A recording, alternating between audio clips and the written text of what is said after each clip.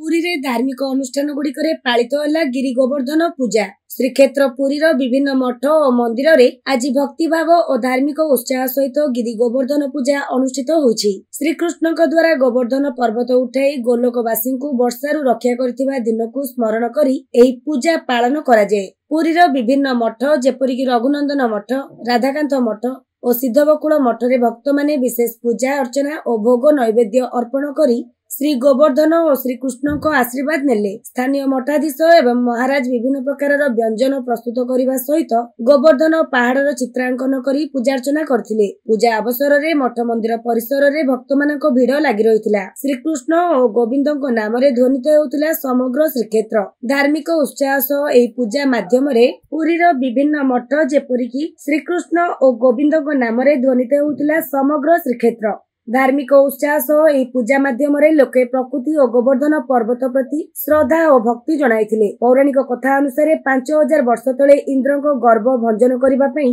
प्रभु श्रीकृष्ण निज कनिष्ठ अंगुली रे गिरी गोवर्धन पर्वत को दीर्घ 7 दिन पर्यंत पर्वत उठाई रखिथिले। मथुरावासी को वर्षार प्रकोपरू रक्षा करथिले। सेही दिन ठारू गिरी गोवर्धन पूजा अनुष्ठित हेउछि।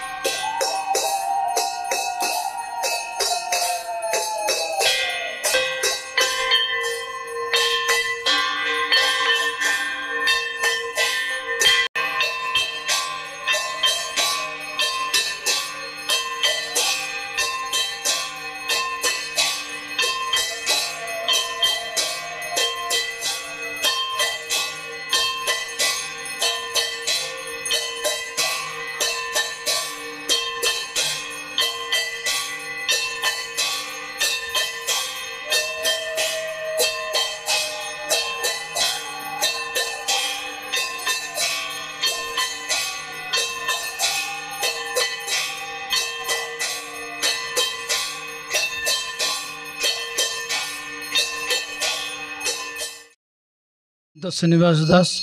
सिद्ध बकुल मठ बालेसाही पुरी। आज हूँ आमर गोवर्धन पूजा एवं अन्नकूट महोत्सव भी कहती। आमर वृंदावन रे सब बहुत बहुल भाव में वृंदावन धाम रे आर सब प्रचार प्रसार रही। आमर ओडिशा रे प्राय किए करती। आज की माने यहाँ 5000 वर्ष तले जितेबले ब्रजधाम रे ब्रजवासी माने इंद्रजाग करुले। इंद्रजाग पूजा इंद्र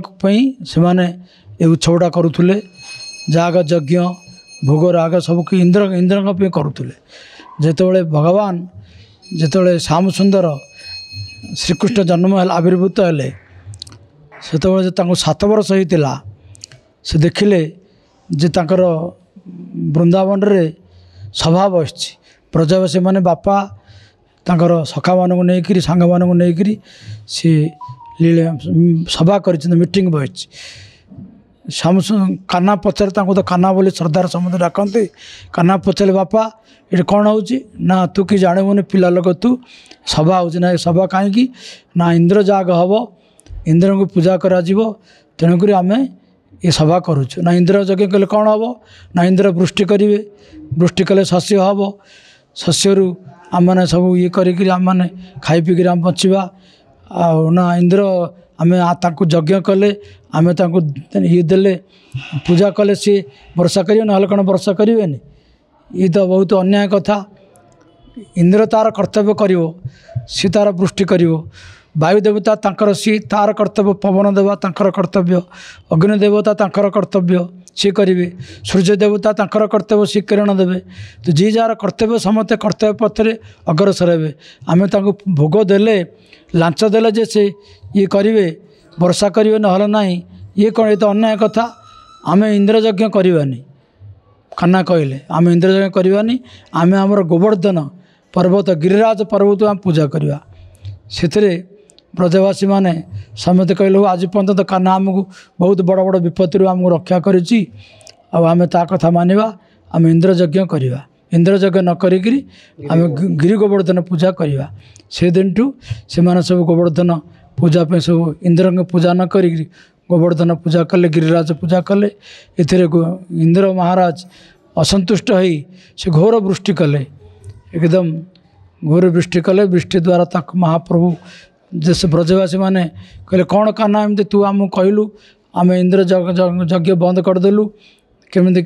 वृष्टि है इंद्र महाराज कोप कले कौन तू एथुर आम रक्षा करे सेठू भगवान निजे ये 7 कोश पहाड़ गिरिराज को गोवर्धन पर्वत को सी 7 वर्ष बयतर 7 दिन काल सी गिरिराज को टेकिक बाम हाथर काणी आंगुठी कनिष्ठ आंगुली सी धारण कले सब ब्रजवासी मैंने से गिरिराज तले आश्रय नहीं 7 दिन तापर इंद्र महाराज एत वृष्टि कले वृष्टि करी करी सी हालिया हो गले सी पारे गर्व इंद्रंकर गर्व चूर्ण है से सी आसिक भगवान शरण पशुले सी महाराज ये को भगवान को से गोविंद को अभिषेक करते सुरभि गाई आणिकी सुरभि गोमाता को आଣିकी गोविंद अभिषेक करते से दिन ये गिरिराज पूजा आविर्भाव होती समस्ते गिरिराज पूजा प्रतिवर्ष करुँच तार किंवदंती रही आम मठे भी से भाया ये आमर गिरिराज सब लीला कराई आमर एवं सब 8टा को आमर 56 भोग हम साधु सन्त मैंने आसवे कीर्तन हम आमर भी से भाया सब भोगरा कर 56 भोग हम। ओम नमो भगवते वासुदेवाय श्री परमात्मने नमः। ओम कृष्णाय वासुदेवाय हरये परमात्मने प्रणंद क्लेशनाशाय गोविंदाय नमो नमः। बड़ा सुंदर कथा आज हूँ अर्णकूट बा गोवर्धन पूजा जी गर्व करी गर्व को खर्व करने प्रभु विराजमान होती षडभुजरी ध्याये चैतन्य चंद्रं कनकदुतितनु पूर्ण प्रेमवतारं पंडित सार्वभौम्यं प्रकटित कृपया षडभुज ऐश्वर्यरूपं रामं श्रीकृष्णपाणं धनुधृतशरं रामं श्रीभुजयुग्मं सोऽयं सन्न्यासदण्डं कमण्डलुधरं नौमि षडभुज गौरं। वर्तमान ये मठाधीश महंत महाराज मोर गुरुदेव श्रीनिवास दास महंत महाराज आज सुंदर भावरी सरल भावरी आपण मान को अर्णकूट विषय आ गोवर्धन पर्वत धारण विषय इन जे जार कर्म करवा जेपरी पूजक काम करी ऋषिया काम करी झाड़ूदार झाड़ू काम करी फूल तोड़ा लोक फूल तुलसी तोली जे जार कर्म कर निपुण था से भितर जड़े गर्व कर से गर्व को खर्व करने महाप्रभु अवतार ग्रहण करी इंद्रंकर गर्व को बंधन करी आदि गर्व बंधन करने सकाशे प्रभु आसिक 7 दिन इंद्र वृष्टि कला से वृष्टि उद्धार करने आज आपण मान गहण आम मान गहण गुरुदेव ये आश्रम अध्यक्षता सी अति सुंदर भाव सरल भाव अति नैन भाव अति सुंदर भाव तांके बहुत सुंदर कथा आपण मान खूब अल्प समय से प्रचारित प्रसारित कले आज शताधिक अन्न भोजन समस्ते पाइबे ये मठरे आजीवन पर्यंत दीर्घ 500 वर्ष तलर कथा से दिन ठारू यज्ञ चली जो नाम संकीर्तन श्री कृष्ण चैतन्य प्रभु नित्यानंद हरे कृष्ण हरे राम श्री राधे गोविंद ये मंत्र को उद्यापना करी गुरुदेव आशीर्वाद रे आज शताधिक समस्ते प्रसाद वितरण कर साधु सन्थ समस्त आसिक प्रसाद पाइक जाऊँच साधु होती सर्व सर्वज्ञ सद्भावना सतज्ञान सचिंता सधारा सत्शक्ति ये भागवत एकादश स्कंदरी 14 अध्याय साधुंकर कथा निर्णय कर साधु वर्तमान आम ये मठ जो अध्यक्ष अच्छा बकुल मठ महाराज श्री महाराजंकर कथा अति सुंदर सरल कथा भाषा माँ जमी को पुओ को पचारे घर बापा प्रसाद पाइल कि समस्त को दिहला कि भरपूर कर दि जाऊ सेपरी आदेश दिखती से आदेश कर्म आज की चली अनुष्ठान ये अनुष्ठान मुझे आज को प्राय 10-15 वर्ष तले आसिक भागवत पारायण करी आ प्रतः भी भागवत पारायण करी सका 8 घंटा ठारू 12टा पर्यंत विश्राम कराए तापर 3:30 आरंभ कर 6टार विशेष कर जाए तापर रात्र 7टारू 10टा पर्यंत प्रवचन कराए जहाँ हो गुरुदेव होती महंत श्री श्रीनिवास दास महाराज जय महंत महाराज की जय सिद्ध बकुल मठ की जय गुरुदेव प्रवर भगवान की जय भक्त प्रवर हरिदास ठाकुर की जय हरिदास ठाकुर की चैतन्य महाप्रभु प्रत्येक जगन्नाथ को दर्शन करी ये आश्रम को आसती आ हरिदास छाया प्रदान करी बकुल दांतकाठी आनी महाप्रभुंर अधर दांतकाठी आनी रक्षण भक्षण करते विराट गछ होता से गछ को तत्कालीन आसिक राजा मैंने कहले रथयात्रा किसी काठड़ा दरकार पड़ो से चैतन्य महाप्रभु हरदास कहले प्रभु आज जो कथा है ना अरे टे स्पर्श करदो ना करवा तो स्पर्शन ध्यान आउ मंडन ध्यान करवा तो करवा पिता माता गुरु प्रभु भगवान कर मुखरबिंद को ध्यान करवा स्पर्श करवा तो गुरु पिता माता अतिथि पाद को स्पर्श करवा ध्यान करवा तो प्रभुंर रूप रेखु ध्यान करवा ध्यान स्पर्शन आउ दर्शन ये कथा अमृत वर्तमान आज कथा प्रसंग अच्छी आज इंद्रंकर पूजा गर्भगंधन करी माँ जशवंती आउ नंद बाबांकर कथोपकथन परी इंद्र आज सर्वशांत होती गिरी अर्णकूट प्रदान कर प्रसाद प्रसाद रु महाप्रसाद महाप्रसाद से निर्माल्य वर्तमान आम 11 घंटा पर आउ अति सुंदर भाव ये चर्चा जीव साधु सन्थ आगंतुक भक्त शताधिक आसवे पूजा अर्चना करा प्रसाद सेवन करेंगे।